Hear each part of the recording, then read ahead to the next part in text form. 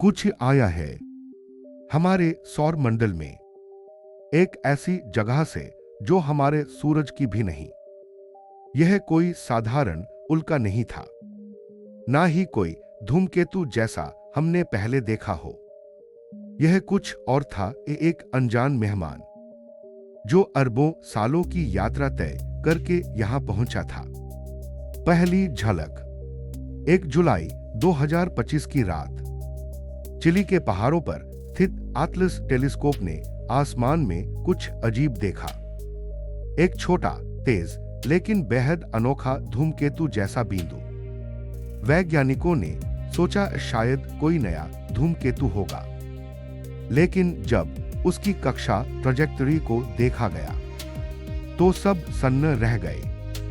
वह सूरज के चारों ओर नहीं घूम रहा था, वह सूरज के पास से गुजर रहा था, सीधे किसी और सितारे से आया हुआ पीन। उसे नाम दिया गया 3I/Atlas, तीसरा इंटरस्टेलर ऑब्जेक्ट, यानी एक ऐसा आगंतुक जो किसी और तारामंडल से निकला और हमारे बीच आ पहुंचा। रफ्तार और रहस्य। इसकी गति लगभग 60 किलोमीटर प्रति सेकंड थी, इतनी तेज कि सूरज का गुरुत्वाकर्षण भी उसे पकड़ नहीं सकता था।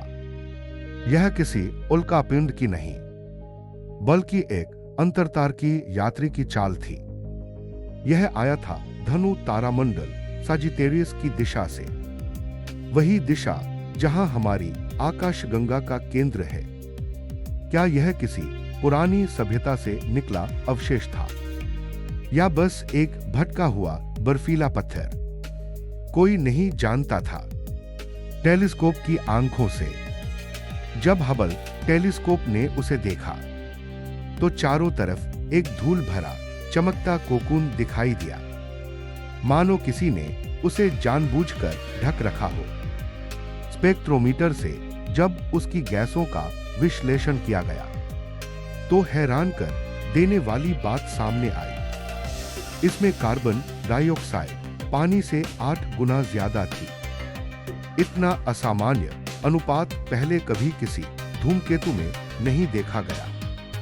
यह तो किसी और तरह की दुनिया का पदार्थ लग रहा था, शायद किसी दूसरे सूरज के चारों ओर बनी बर्फ का टुकड़ा, दूरी से भी सक्रिय। 3I/Atlas ने वैज्ञानिकों को तब और चौंकाया जब उसने 3 पार AU की दूरी पर भी गैसें छोड़नी शुरू की, यानी वहां जहां सूरज की गर्मी बहुत कम होती है।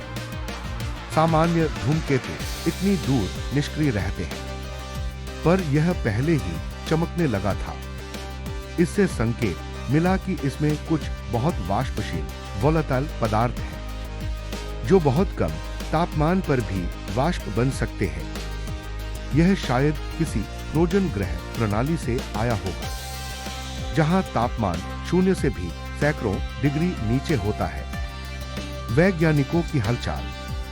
जैसे ही यह खोज सार्वजनिक हुई, पूरी दुनिया के खगोल शास्त्री सक्रिय हो गए। नासा, ESA, इसरो, हर संस्था ने इसे देखने की तैयारी शुरू कर दी। दर्जनों वेधशालाएं इस पर नजर रख रही थी। हवाई से लेकर भारत तक, यूरोप से लेकर जापान तक, हर कोई यही सोच रहा था, अगर यह सच में किसी और तारे से आया है तो यह हमारे लिए कॉस्मिक टाइम कैप्सूल है। एक ऐसा नमूना जो अरबों सालों से तारों के बीच भटक रहा है। असामान्य रासायनिक हस्ताक्षर। इसकी धूल में पाए गए यौगिक हमारे सौरमंडल के किसी भी ज्ञात धूमकेतु से मेल नहीं खाते थे। इसमें ऑक्साइड ऑफ कार्बन निकल मिश्रण और कुछ ऐसे तत्व मिले जो केवल अत्यधिक दबाव और तापमान में बनते हैं। कुछ विशेषज्ञों ने कहा, शायद यह किसी ग्रह के कोर का टुकड़ा है जो अपनी प्रणाली से बाहर फेंक दिया गया। सवाल जो डराते हैं। जैसे जैसे डेटा आया, कुछ वैज्ञानिकों ने आवाज उठाई, क्या यह वास्तव में प्राकृतिक है? क्योंकि इसका आकार बहुत स्थिर था। इसकी चमक में अजीब दोहराव था और इसकी धूल का पैटर्न इंजीनियर जैसा लग रहा था। कुछ ने कहा, यह शायद किसी सभ्यता का भेजा हुआ यान है जो अब निष्क्रिय होकर अंतरिक्ष में बह रहा है। यह विचार कल्पना सा लगता है, पर अक्षर 2BB और UMUA के समय भी ऐसा ही सवाल उठा था और 3I/ आतलस उससे भी ज्यादा रहस्यमय है। मंगल के पास से गुजरना। 3 अक्टूबर 2025 को यह मंगल ग्रह के पास से गुजरेगा। नासा के ऑर्बिटर्स इसे करीब से देखने की कोशिश करेंगे। यह हमारे लिए एक ऐतिहासिक मौका है।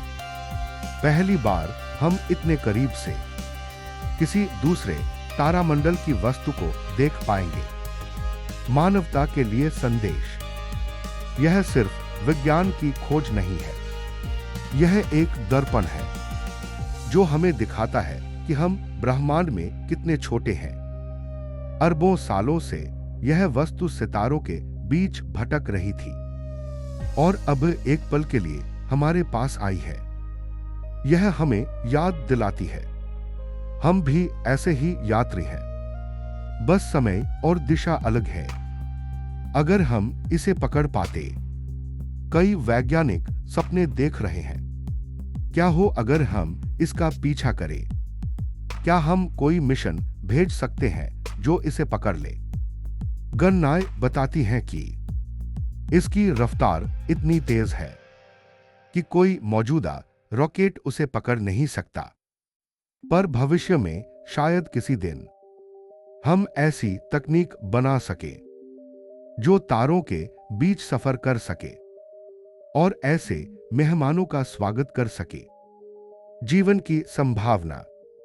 कुछ रसायन शास्त्रियों का कहना है इसकी धूल में कार्बनिक यौगिक ऑर्गेनिक कंपाउंड्स हैं, यानी जीवन के मूल तत्व। अगर ऐसा है तो शायद हमारे सौरमंडल में जीवन इन्हीं बाहरी आगंतुकों से आया हो। शायद हम सब किसी और तारे की मिट्टी से बने हैं। एक झलक और वह चला जाएगा। जैसे जैसे यह सूरज के करीब आएगा, इसकी बर्फ पिघलेगी, इसकी पूंछ बढ़ेगी और फिर कुछ महीनों में यह फीका पड़ जाएगा। एक दिन यह हमारी नजरों से ओझल हो जाएगा, फिर कभी वापस न आने के लिए, और तब हमारे पास रह जाएंगी तस्वीरें, डेटा और सवाल। आखिरी विचार। कभी कभी ब्रह्मांड हमें ऐसे क्षण देता है जो पूरी सभ्यता की सोच बदल देते हैं। 3I/ आतलस ऐसा ही क्षण है। यह हमें बताता है ब्रह्मांड जीवित है, गतिशील है और शायद सचमुच भरा है यात्रियों से।